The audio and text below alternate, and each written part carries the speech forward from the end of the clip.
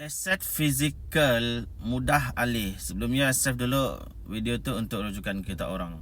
Pakar kewangan sarankan untuk kita simpan 10% dari pendapatan kita dalam bentuk aset keras macam rumah, tanah ataupun emas. Rumah dan tanah kita bolehnya beli sikit-sikit. Tapi emas tu kita boleh beli sikit-sikit serendah 100 je dan boleh simpan di public gold, di akaun emas GAP. Mun ada rumah tanah yang boleh dialih-alih. Mun kita nak jual sekalipun yang ambil proses yang sangat panjang.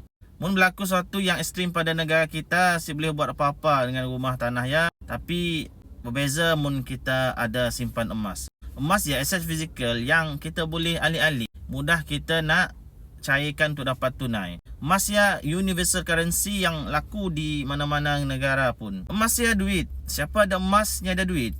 Siapa yang ada duitnya belum tentu ada emas. Jadi setiap orang adakan aset emas jadi insurans kekayaan dan lifeboat ketika kita perlu dalam kecemasan. Mungkin kita orang nak mula simpan emas, nanggapin video 5 angka untuk mulakan simpanan emas dan follow, komen apa pendapat kita orang.